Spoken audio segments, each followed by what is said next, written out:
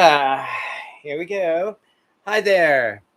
Welcome everybody to a Friday night cast iron cook here in my kitchen. And as always, I very much appreciate anybody who takes the time to show up, especially here on a Friday night when a lot of people have a lot of other things to do. It's perfectly okay if you just want to open this video in the background and let it play while you do other things. That still gets the hit side.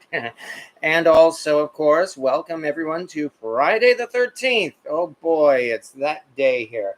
And yeah, I'm actually doing this video in a sense as a way to ward off some bad luck that occurred on Wednesday evening, the traditional cast iron Wednesday video, when for some reason the video feed was very, very poor, very pixelated, and it was difficult to see.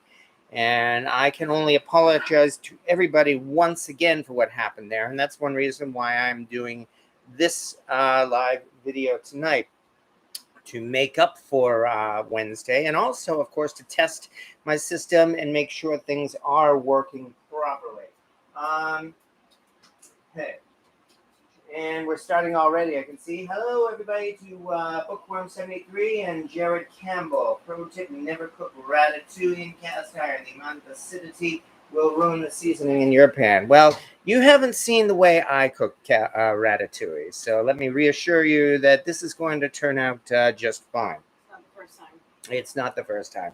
No, I've been doing this for a few years. In fact, I have at least a couple of videos out as well that you might want to look at.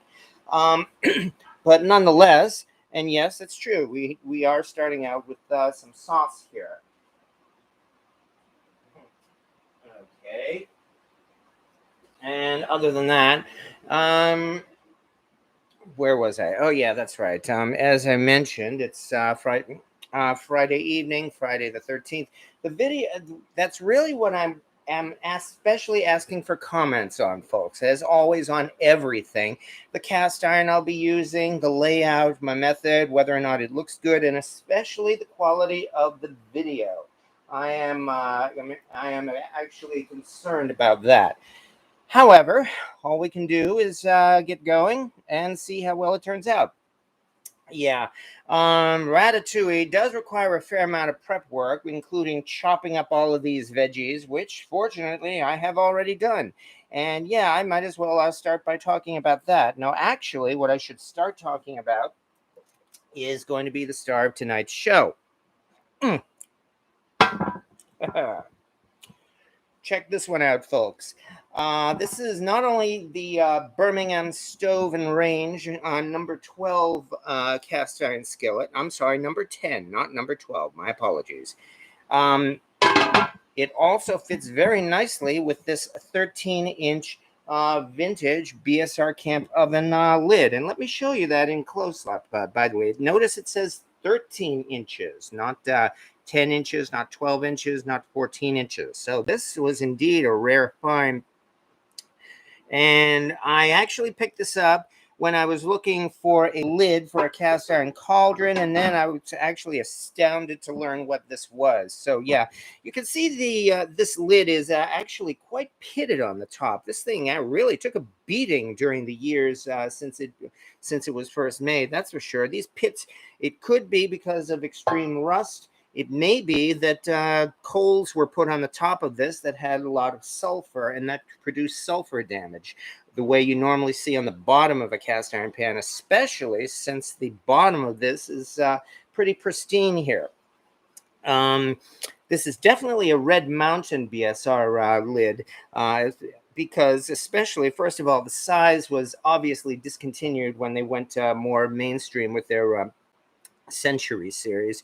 On the Facebook group for BSR collectors, someone commented this could potentially be even earlier than the 1930s, although I have no way to prove it. So needless to say, I am quite happy with this little piece here, especially when I found out only recently that it fits very nicely on top of this BSR Century series number 10 skillet, which, as it notes, is 12 and 7/16 inches across. This skillet is a spinner. There's no denying about that. But hey, we're only going to be doing some baking tonight, so there's absolutely nothing wrong with that. And let me put this on one more time. The lid will come later. But yeah, this thing fits pretty nicely, all told. So yeah, as I said, I'm quite happy with it. Anyway, let's get started. Now, as someone commented already, don't make ratatouille in cast iron because of all the tomatoes. Well, fortunately, that's why. Okay, that's why I'm actually doing this. This is going to be a little bit different from your traditional ratatouille, and I would indeed like to comment on that. Maybe about 4 of these should do here. As you can see, I'm laying out tortilla shells on the bottom there, especially to protect the seasoning from the tomatoes that we'll be spreading on. So there's one clue right there that this is not going to be what we usually see for ratatouille, and reason for that, actually, I like to think is very much related to the movie. Yes, Ratatouille, the Pixar movie, which I loved. I fell in love with the movie Ratatouille even before I learned how to cook for myself. And for good reason. It's a wonderful movie. And since then, I've really taken the lessons of that movie in particular to heart, because there are a couple of things that the movie really tries to emphasize. You know how movie critics and film scholars and the like say that movies have themes, if you get into that. Well, there's definitely a theme to the movie Ratatouille, and that would be creativity, originality, breaking the mold, and trying to do things different. If you look all throughout the movie, that's what they keep saying, to do that again and again and again. Especially at the part where Anton Ego, the critic, comes in at the end and says, "What will you be having this evening, sir?" "Yes, bring me." I think upside down. "Yes, bring me some perspective." Some perspective. "I'm sorry, sir. I mean, bring me something new. I am so bored with everything in this bloody town that I very much, that I don't think anybody knows what perspective is anymore." And that's kind of the whole point. And so what does Remy, the little chef, do? He actually brings out a what they call a peasant dish. And that, of course, is ratatouille. And not only that, but he prepares it his way. And this is where my ratatouille differs from his. I am not making mine in an absolute imitation of the movie. First of all, I don't have that talent. Secondly, I'm cooking it in cast iron. He didn't. And so as a result, I've kind of developed this version of ratatouille here. And actually, I like to think I'm following in the idea of the movie by doing that. Remember the part finally where just before he actually lays down the vegetables, she's beginning to mix the vegetables or the sauce for it, and he stops her, whap, and she says, "What? I'm making ratatouille." And here's the key part. "Well, how would you make it?" And that is really what this all comes down to. So, as I mentioned, we've laid out some tortilla shells in the bottom, and now that we've done that, we can start spreading out our tomato sauce, which is a very simple sauce here. I used some crushed tomatoes, and I mixed in some traditional stuff: salt, pepper, garlic, some oregano, and maybe a little bit of thyme. And that's about it, because that's really all we need for a nice base for this sauce here. And once that's laid down, well, then the next several minutes or more is going to be so exciting as we lay out our vegetables. Oh boy, how fun. But while we're doing that, let me again pause for a moment and say hello again to everybody. Jared Campbell, the lid fits perfectly. Yeah, I'm very proud of it. That pitting just adds character. Lucky 13. Yes, indeed. I guess you could say it's a good thing to lay out a 13 lid for Friday the 13th. So, and then from there, the movie actually brought a tear to my eye. True story. I do not deny it. I mean, it is such a wonderful movie, isn't it? Anyway, that's the next thing I think I'll talk about as we start laying these out. I'll start in this direction, and I'll explain what these things are. Now, here's the other thing that I did a little different, and that is I took a trip to a Chinese market, and a lot of these things come from a Chinese market, because I found out that these things, the vegetables they sell in a Chinese market are actually very nicely shaped. Most of them are much more elongated, and they are in a shape that fits very nicely in this kind of a dish. So as you can see, I'm really just going one after the other, and yeah, that's the thing. Because of that, the vegetables we're using here. Well, let me go through one more time, and then we will start over, and I will point each of these out for whatever it's worth in there.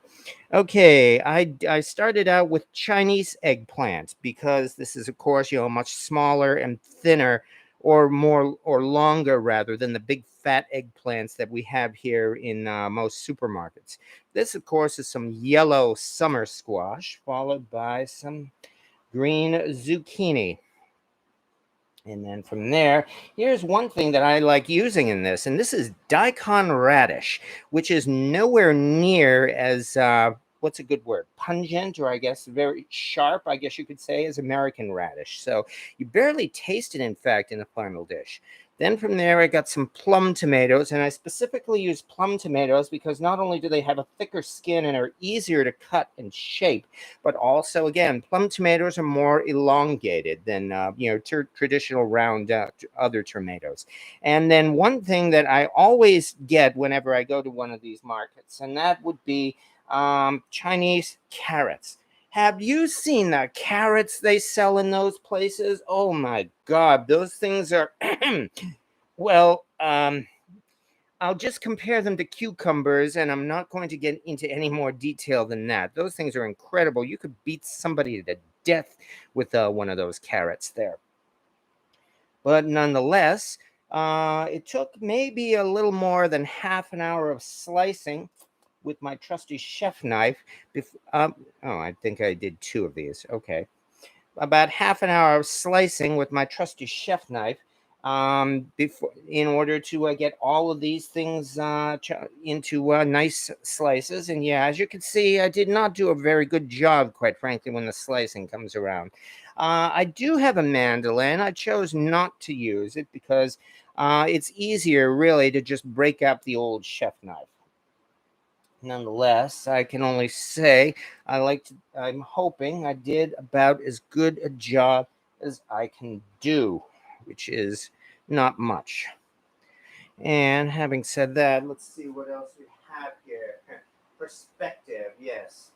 That's a nice cutting board. Yeah, the cutting board I'm very proud of. That was another Christmas present. A lot of the nicest things in my kitchen have turned out to be Christmas presents or birthday presents. So I'm quite happy about that. In fact, it was Jeff Rogers, the culinary fanatic, who gave me this board as a Christmas present. And believe you me, I was absolutely stunned when that showed up. I was not expecting anything like that at all. So I still owe him really for that. In fact, not money, but I guess you could say a favor or something as nice. Okay, again. But once that's done, as you can see, all that's necessary is to just lay these things out. These things are big enough. I might even try splitting them in half.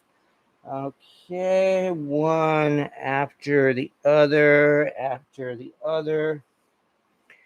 And there's really nothing to it. Yes, it is tedious. I cannot deny that, which is also another reason why I wanted to do this. Did it again. Also wanted to do this live because, it helps relieve the boredom, quite frankly. And even though all I'm really doing is just talking my mouth off here. But yeah, as I said, this is really the way that I do ratatouille, and I have very much liked the results of this. I have made this several times before, and that's why I'm very glad to be able to make it again tonight. And I'm hoping, nonetheless, that Remy, the little chef, would approve. And to be honest, I think he would, because, as I said, the whole idea behind the movie Ratatouille was creativity and trying to do things a little different, which is really what I encourage folks to do. Just that. I mean, if you're going to make Ratatouille, yes, you could certainly try to make it in the style of the movie, because it's very stylish.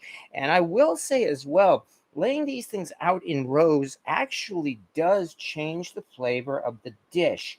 I found this out some time ago when, with the leftovers from this, I made a traditional provincial ratatouille, which is really no more than a stir fry and braise of all the different leftover pieces for the ratatouille, and that was delicious.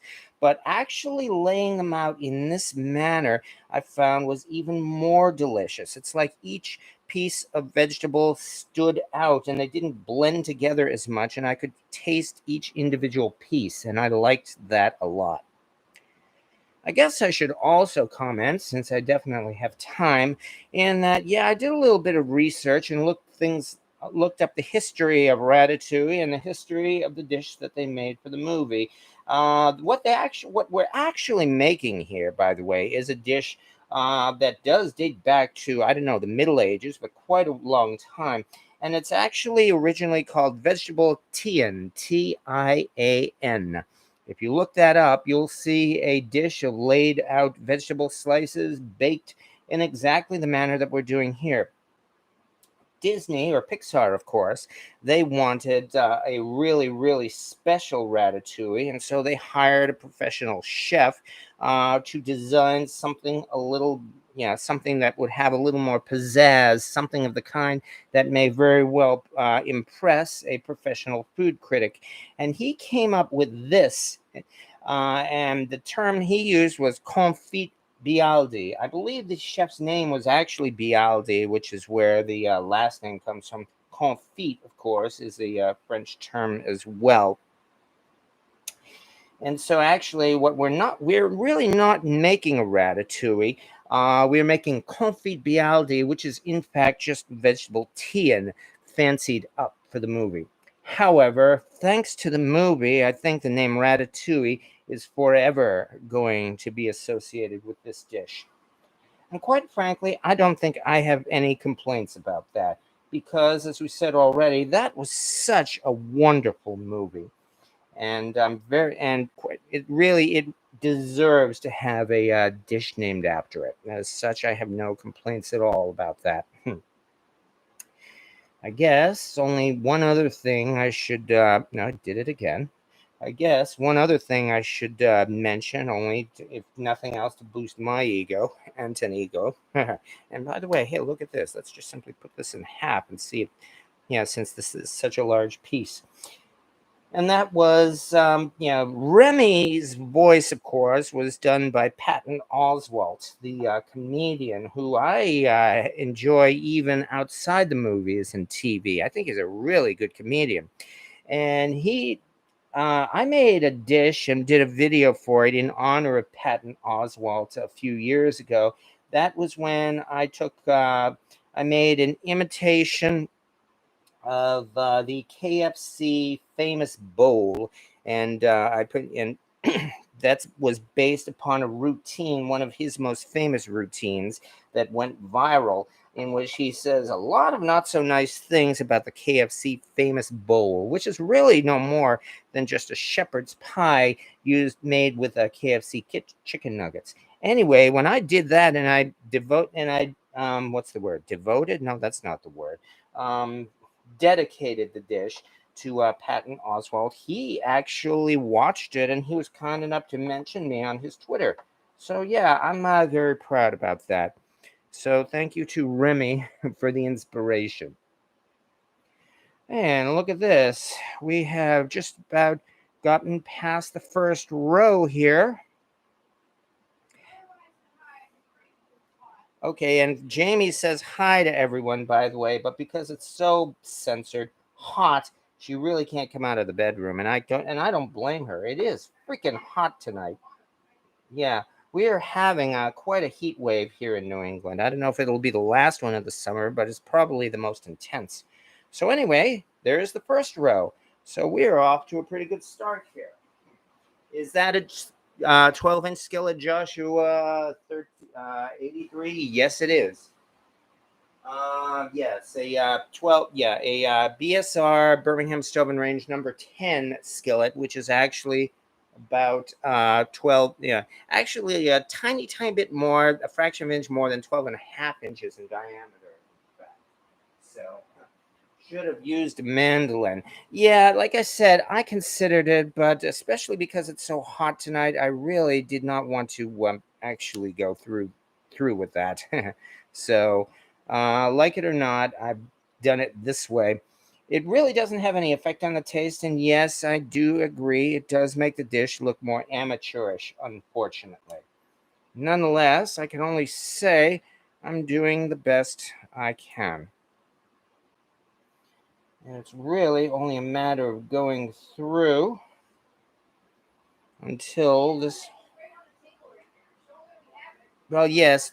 Oh, yes. No, I did. Yeah. I mean, I did tell them we do have a mandolin. It's only that, as I said, I honestly.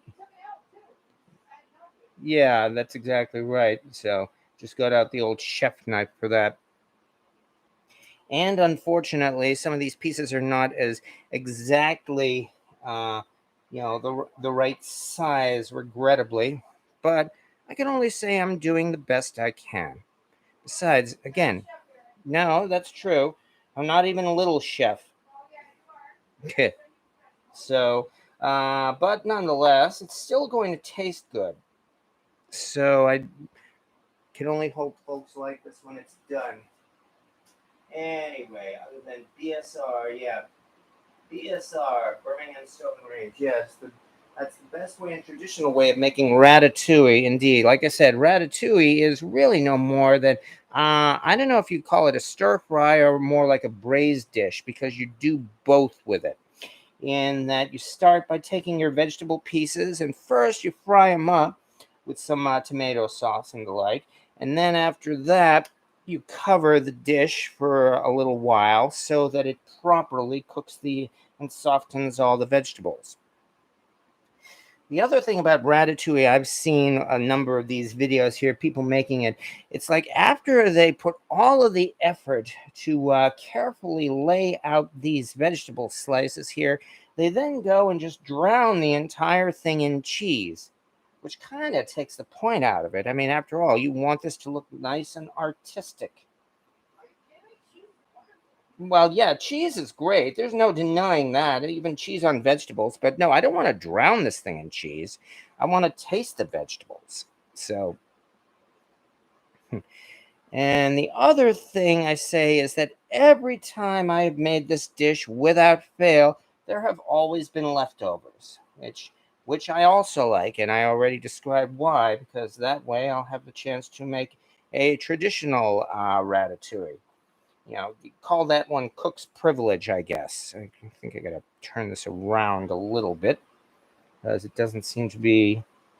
There we go. Kind of force it in this direction. There we go. Not doing half. Break this in half. Not doing too badly. And yes, it's also, I guess you could say, eating healthy too. There's another thing people often say about cast iron cookware is that you can never cook healthy food in cast iron, which is, of course, utter bullocks. But nonetheless, this is a good demonstration of cooking what they consider healthy, because after all, it is, well, a whole bunch of vegetables that are good for you. Carrots, tomatoes. Of course, you could say that about pizza too. And let's see what else we have for comments for whatever it's worth. That dish comes from the 16th century. Yes, thank you very much for that. Having never made this before, will the vegetables make it too watery? I haven't had a problem with that. There is some liquid underneath. There's no denying that. But nonetheless, yes, it does evaporate. So even though I am cooking it covered so that way it will properly soften the vegetables.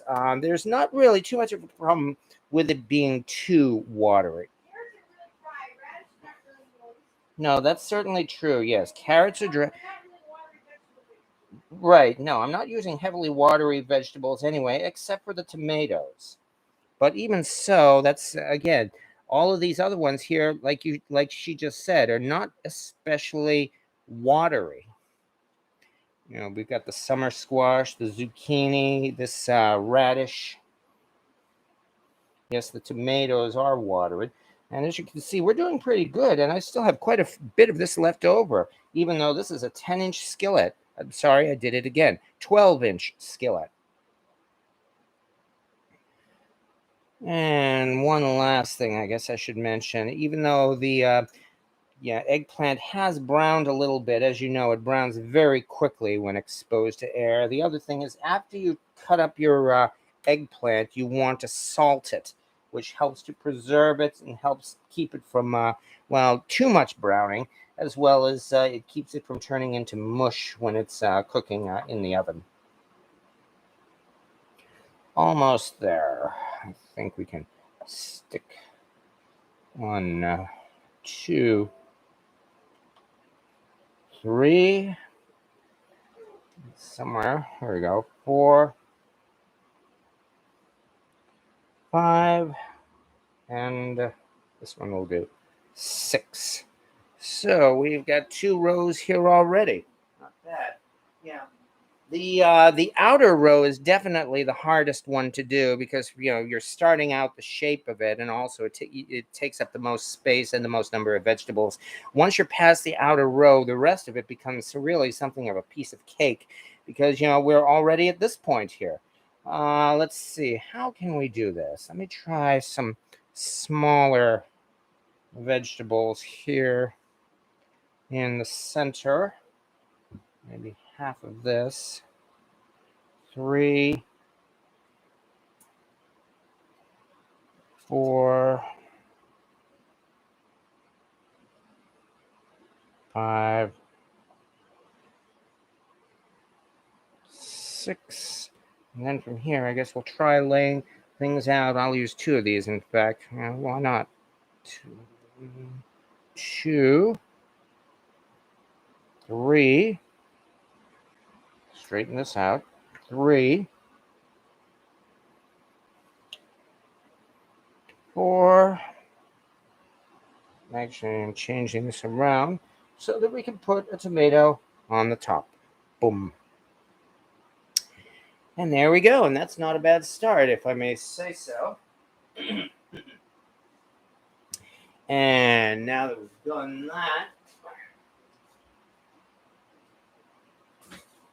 season these vegetables a little bit. Drizzle on a little bit of olive oil, or as Gordon Ramsay calls it, olive oil.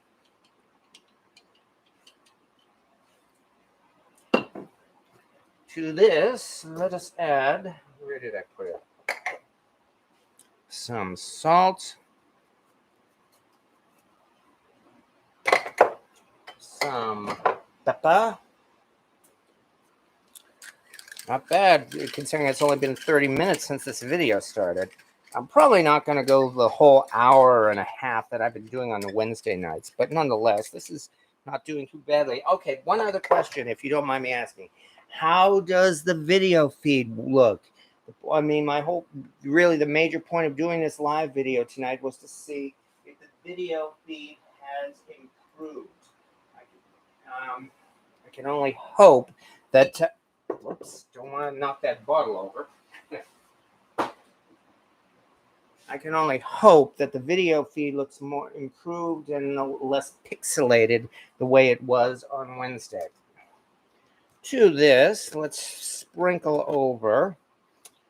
Actually, even before that, let's put in, well, this is something that is completely not traditional for ratatouille, but it's probably my favorite spice, and that would be good old smoked paprika.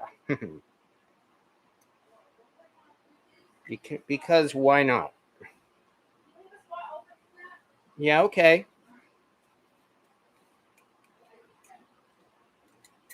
There we go.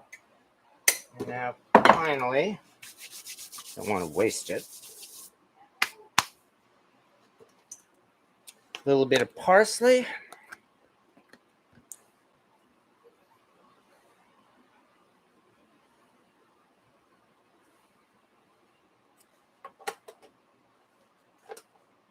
A little bit of time. Because we have plenty of time tonight, folks. Yuck, yuck, yuck, yuck.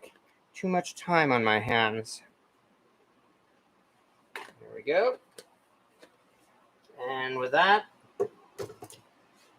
she is ready for the oven. Oh, good. And it looks like the problems with the video feed have been taken care of as well. Everybody here is saying that it looks nice and clear here. I'm very glad to hear that. Thank you very much, everybody. And again, thank you for your patience in putting up with that on Wednesday. So easy for people to get confused with the number stamped on the pan. It refers to the size of the burner that fits. You're absolutely right about that. That's why this is a number 10, even though it's 12 inches in size. Although here's one other thing, the number 10 actually does go very nicely with the diameter of the cooking surface, as opposed to the upper diameter here. In some instances, anyway. I think with BSR probably less so, because this is definitely not as curved. These sides are, as you might see in say, for instance, a modern day lodge. So, and having said that, Anthony Ego approved. Well, I certainly hope he does approve. But yes, this is where the theme of the movie Ratatouille comes in, because notice how at the very end, after Anthony Ego was actually fired from his job after writing that review, he's, as I said, he's doing well as a small business investor. Namely, he helped them start their own little restaurant. And what were the last words when Anton comes in to eat, as he probably does every night? His last words were, "Surprise me." And having said that, here's the lid. And there we are, folks. Cast iron ratatouille. Done in what I hope is a slightly different manner, in a manner that still protects the seasoning of the cast iron. So no, it's not going to destroy the seasoning. And likewise, this whole dish will not take on a gray color and a metallic taste. So from there, gotta pull this back a little bit so that I can open up the oven. Oh, crap. Completely forgot about that. Excuse me. Speaking of always making these silly little mistakes. Yep, I left something in the oven. Tell me, where have we heard that one before? And it's not only that, it's the enamel cast iron casserole. Oops. Ooh, wow, it's hot. Oh, well. Fortunately, it's only 400. The enamel can take it. But now that we've done that,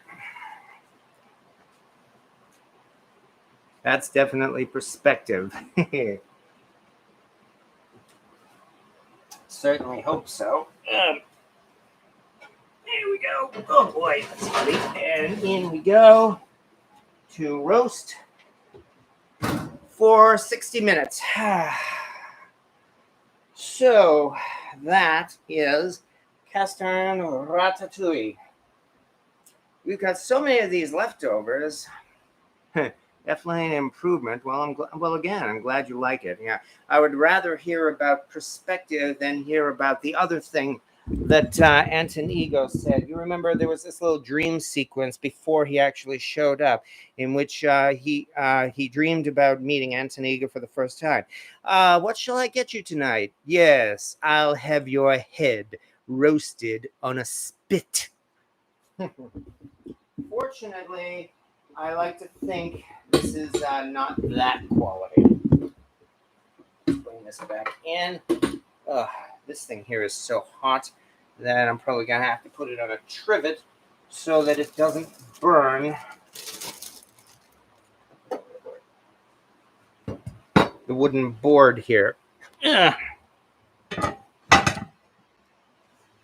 Anyway, there we go. So far, so good.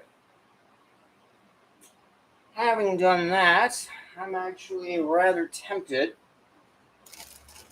to use up the rest of these pieces, because otherwise they'll just sit in the oven and in the refrigerator for 2 weeks before being thrown out. Well, no, that's hard. I mean, we're hardly the only ones that do that. There's no denying that. And I'm thinking actually of breaking out the cast iron and making another ratatouille, one that's much easier to do. What? Yeah, exactly. So I've got some time left, which means here we.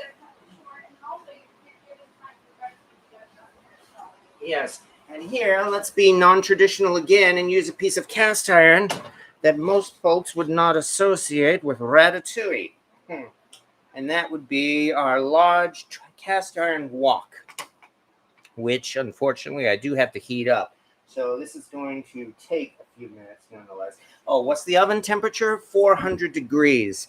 It is going to take a few minutes at least, of course, for the heat to penetrate the iron. So it does actually have to heat up. But once it's heated up, then yeah, we are going to have some very nicely cooked ratatouille. Oh, and I did forget to put cheese on it. Well, that's all right. Can always do that afterwards. Or even what we're about to do here, in fact. So now what to do with the leftovers? Well, I'm thinking we're going to do this with the leftovers. And yeah, that's the other thing. If you made ratatouille, there are always leftovers, and I mean always. Can do that. If that's what you want, that's what we'll do. I will make these ones with a very bare minimum of seasoning, so you can add what you want to them. Oh, yes, yes. Oh, yes, and we have more tomatoes. So, oh, goodness, I was just going to write smoked paprika. Yeah, Gigi Gillian, is it? Oh, Quillian, yes. Yeah, I've got a weakness for smoked paprika. No denying that. So, anyway. So, there we go. How'd you get my Wagnerware on that back burner? Well, yeah, you bet. Well, the secret is I actually bribed your husband. So, but don't tell him that. So, yeah, it's a Wagner Dutch. It is a Wagner aluminum Dutch oven. The thing is, what I've actually determined, and if I'm wrong, somebody please correct me, but these Wagner aluminum Dutch ovens, these ones in particular, actually date to like about the 1960s or so through the 1980s. That's when they redesigned them with something of a more vintage Art Deco look. There were earlier Wagnerware Magna Lights, yes, but they actually did not have this kind of a look to them. That's as best as I can understand it, at least. And that's also another reason why they're so easy to find. I've seen quite a few of them out there, in fact. So, yeah, we do have two of them. So I told him to quit loaning out my pots. Yeah, I know that feeling, too. Anyway, as I mentioned, this is a large cast iron wok, and this is also one of my very, very favorite kitchen tools. This was the the first piece of cast iron, in fact, that I actually bought for myself after I had initially started learning to cook in a large 10-inch skillet. And my parents gave me an enameled grill pan for Christmas, and I was very appreciative, but I learned since then. I decided I actually wanted a nice heavy cast iron wok, and this was the very first piece, as I said, that I got for myself. It's heating up right now, and once we do that, we will have some fun making ourselves some more traditional ratatouille provençal. Although for that, see if I've got some regular tomatoes here. Yeah, I've got another big can, but I may have to fake it and use some tomato soup, in fact. Oh, yeah, that's true. We do have plenty of tomatoes. Who am I kidding? Oh, we do? Okay, yeah, I'm trying to find it. Well, I'll find it, but you're right. I've got enough tomatoes here. I don't need more crushed tomatoes. How's your Tolkien reading going, by the way?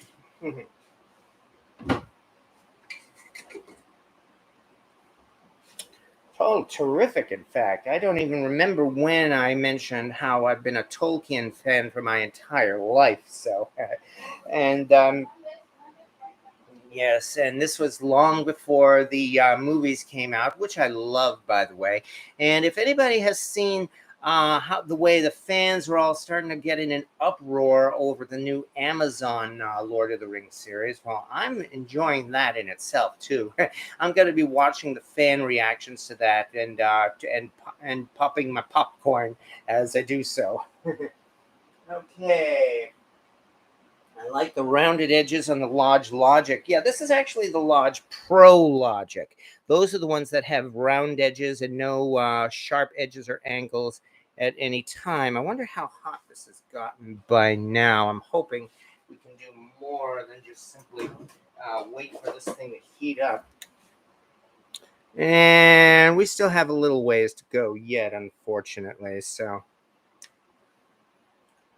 give it another few minutes or so, and it should be ready for us to have some fun.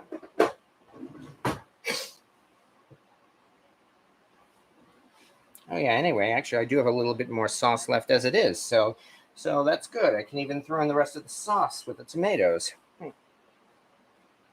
Hey there, Louis J. Cast Iron Cooking. I've been researching how to make ratatouille. What are the chances you're making it in cast iron? Well, yeah, and I don't blame you. This is a lot of fun. I mean, the movie certainly has popularized that dish. There's no denying that, and I think it deserves it because it's a great movie. And ratatouille is really not that hard to make. The hard part was just simply chopping up all those vegetables, which, as somebody mentioned, it would have been even easier if I used a mandolin. It's not my composition, but you may enjoy. Would you like me to send you some especially nice original piano music to Lean Kitchen too? Well, I'd be flattered, actually. I mean, I'm always looking for a nice soundtrack for my videos as well. So, in that respect, I would be very much flattered, and thank you so much. I'll definitely give you credit for it. So, I had that wok. Yeah, the wok here, it works especially well on an electric stove like this one. It definitely works on a gas stove. There's no question about that. But at least on a gas stove, you can use a thin wok. You cannot use a thin wok here on an electric stove. It simply does not work. The wok is not designed for that. On the other hand, a nice heavy-duty cast iron wok here will absorb enough heat from the burners to ensure that it does indeed become hot enough for a good stir fry. And that's really the key for a stir fry. You've got to get hot, hot, hot. And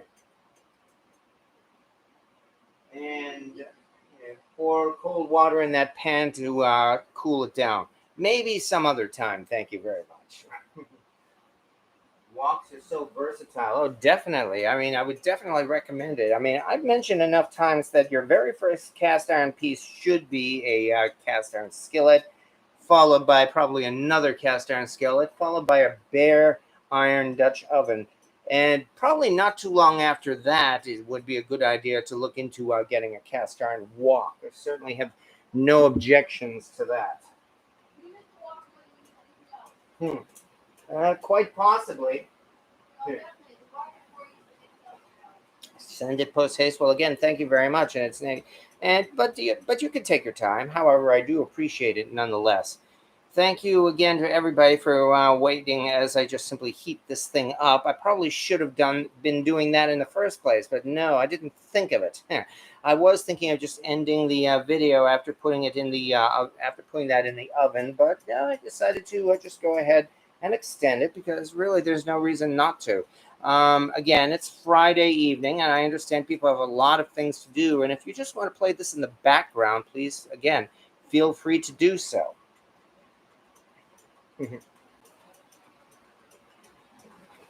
Starting to hear some ticking here, so I'm thinking we are getting to a better temperature here in the iron. Oh yeah, now we are getting somewhere, definitely. Now we're getting more closer to the temperature we need for a good stir fry here. Come on, just a little bit more.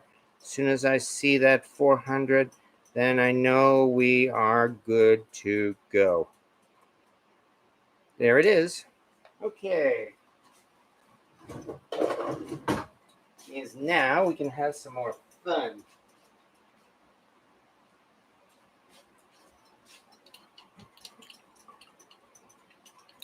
The other nice thing about doing it this way is, as I mentioned,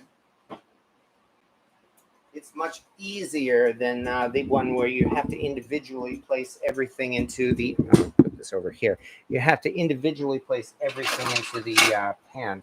I mean, that is nice. There's no denying that, but it is difficult. There we go.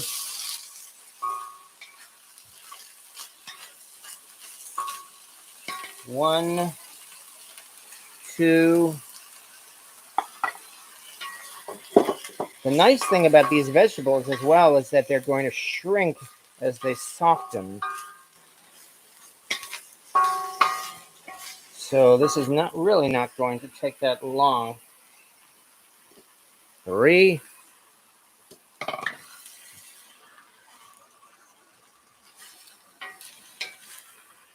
Oh yeah.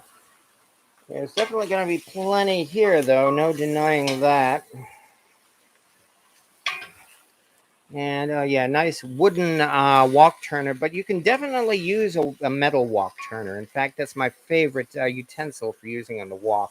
However, some people have said that it makes too much of a scraping noise on the wok, so I decided to just throw in this one instead. And the carrots. There we go. That takes care of just about all our vegetables. And that's one reason why I broke out this wok. I did see there were quite a few leftovers, and yet there's plenty of room here for that.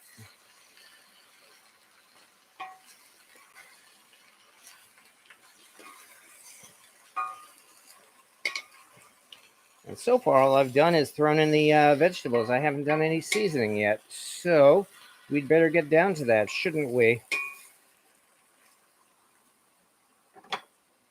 That would be salt,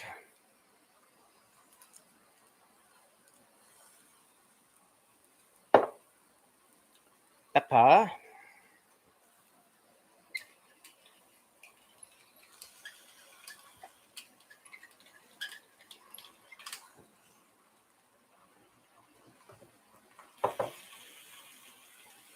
a little bit more thyme.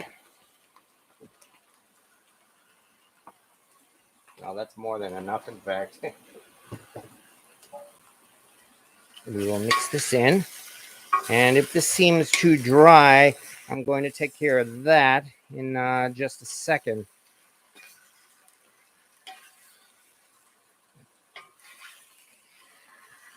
As we add the tomatoes.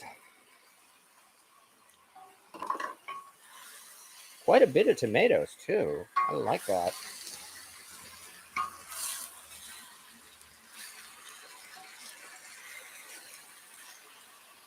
All right, as we are doing this, let's see what's up again. Gigi William, thank you very much for the donation. I have not really been outright asking for donations in this, although this is very, very much appreciated. Thank you very, very much. I've always considered this to be more of a hobby than anything else. And yes, I know there are people there who are trying to make a full-time living off of their YouTube channels. More power to them, and I certainly would say support them. Yes, I have no objection to that. Me, I actually do work a full-time job, and this is something of a hobby and stress relief. And goodness knows I need the stress relief with the way my job has been. Tomorrow is going to be so much fun. Yeah, Saturday. That shows you what kind of a job I'm working. Oh, well, you don't need to see that. All you need to see is the cast iron. And I appreciate everybody who comes here to see that. Now, finally, let's throw in just a little bit more of the sauce. There we go. Don't worry, this is not going to be in here long enough to totally ruin the sauce. However, as you can see now, we are starting to get some water in the bottom, which is fine. Oh, I did forget one. I forgot the rest of the radish. As I said, daikon radish is, yeah, I mean, there's a reason why you see it everywhere at those Asian markets. There, it is, again, it is not overpowering. It is not heavily spicy. It will not burn your mouth. Yeah, I guess you could say more of a mellow taste than American radishes. And as such, that's why I did not mind using it here in this dish tonight. It also, of course, helped with the color. I mean, I tried to choose these things based on their color as well as their taste, which is why these may be my favorite ingredients for making ratatouille my way. And now that we've done that, we're just about settled in.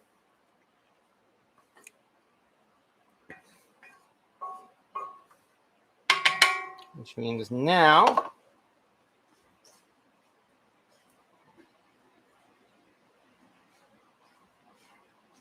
throw on the lid. All right. So far, so good. Signing off, guys. Have a good evening. Well, thank you for showing up, Jared Campbell, as well. So it's always nice to contribute to the effort. Yes, and again, thank you so much. The lid is not by Lodge. The lid I got online from a place called The Wok Shop, and it's and I think it's a nice, high-quality lid. I actually did get it brand new, and unfortunately, I put it through its paces, and it's pretty stained now. And it's really not worth it, I think, to make the effort and make that thing polished off again. So this time of year, you can get all locally grown produce, which is also nice. And good night to John Vincent as well. Well, thank you again, everybody, for showing up. And I can't say I blame you. It's been almost an hour, which is actually longer than I expected. The ratatouille was supposed to be in the oven for about 60 minutes, meaning we have probably at least another half hour yet on that. On the other hand, this should be done in just a few minutes. And once this is done, I think we'll be able to call it an evening. But I certainly do appreciate everybody showing up. And also, I'm thanking everybody for showing up and confirming at least that the video feed is much more stable. And again, it is much better quality than it was 2 days ago on Wednesday. After that happened, I ran a Windows update on my laptop, which is probably the main reason why the video feed looks so much better. Although tonight, I also rebooted my cable modem and my router as well in order to get what I hoped was a decent feed here. So thank you everybody for for confirming that.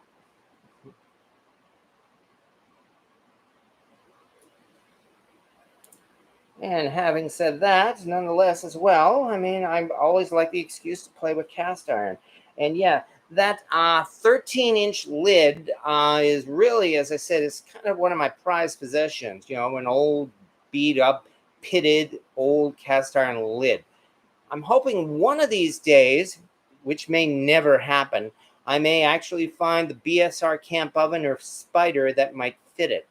But you never know, and that, of course, is why they call it the hunt, the thrill of the hunt, and you never know what's going to happen.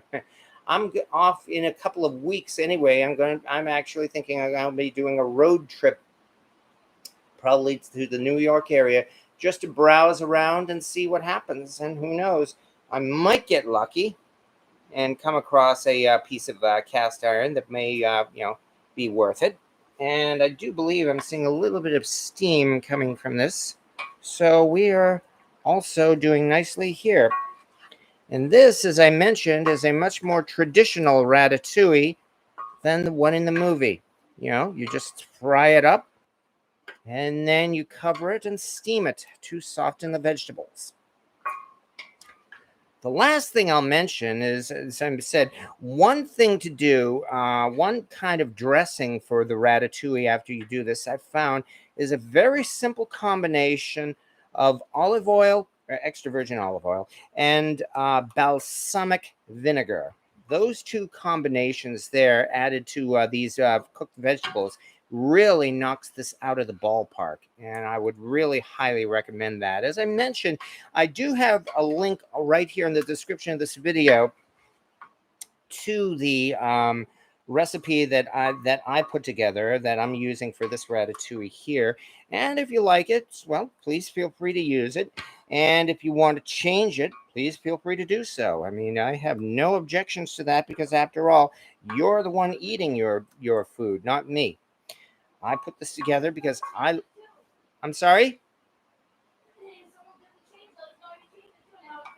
No, that's true, yes. Besides, I like the way this turned out. And this one here is turning out pretty nicely as well. So far, it looks like the vegetables are softening, and yet they are not turning into mash. So we're doing pretty good here. You should do a Tolkien video. Did you come here from one of the Tolkien groups? If so, well, welcome, and I'm pleased to see you. So, oh yeah.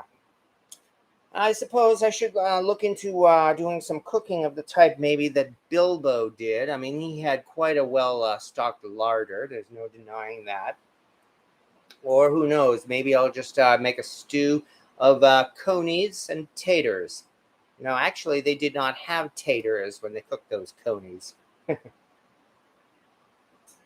Balsamic. I feel you must have stood in my kitchen while I made the ratatouille, and that would explain the pan. Well, yeah, I would certainly hope so. But yes, balsamic is, oh man, with vegetables, especially cooked like this, balsamic really takes this to a whole new level.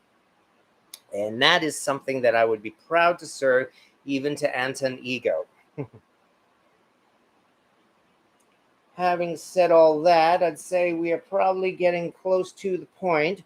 So again, thank you everybody for that. I do believe it's time we can probably uncover this. Jamie, I know it's hot, but would you be interested in sampling a little bit of this?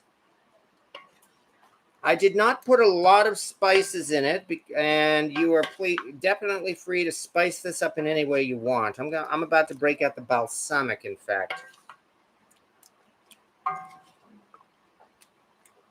But yeah, you were saying about water on the bottom. We do have it here, which is, again, the more traditional ratatouille provençal. You want this or a fork or something? No, you're good? Okay. All right. I don't like summer squash. Oh, okay. I'm sorry about that. I love tomatoes. And I'll actually try a piece of daikon. Okay. Or carrot. I'll try these two. Feel free. Oh, those aren't. Oh, no, they're not? Close to done. Okay, then. Close. Then I better cover it in that case. Raw carrot? Okay. Yeah, it's gonna be a minute. Okay, yeah. All right. I hear what she said. I'm gonna have to steam this for a few minutes more. Raw carrots. Okay. But nonetheless, even so, that is ratatouille done in cast iron, folks. And that really didn't take too long. I would estimate that even now, though, if we wait maybe, about 10 minutes or so, this should be well cooked and done. So. Okay. Well, yeah. Okay. All right. Well, we'll see how it turns out. But either way, I think we are about, video is cutting out, you said. Okay. Oh, there we go again. Well. I think we need to do internet cables and shit. Yeah, that's certainly possible, too. Box, so, you know what I mean? Yeah. All right. Well, okay, then I'm definitely going to work on that. I promise you that much, folks. Although, no, somebody else says, no, it isn't. It might be on my end. Okay. Well, we'll see how it turns out. But nonetheless, that's the main thing, folks, and I can only thank everybody here for showing up for that. So I'm going to relax for a little while. We will finish cooking all of this, and then we will enjoy ourselves tonight. And thank you, everybody, very much for showing up and for watching this, and also saying that the video quality has improved. So our next live is going to be once again on Cast Iron Wednesday. It has been a little while since I've done an edited video, and I apologize for that, partly because it's been such a crazy and busy summer. But nonetheless, I will be producing more of that too, I promise you. So thank you once again, everybody. Thank you so much for showing up. And above all else, have a good evening. Good night, everybody. Good night. See you next Wednesday. Good night, everybody. Say good night, Jamie. Good night, Jamie. Good night. I said goodnight. Good night. Yeah, no, you know, like the way Burns and Allen did. Say goodnight. Say goodnight, Gracie. Goodnight, Gracie. Oh, I don't know. I don't know what that is. Oh, you never heard Burns and Allen?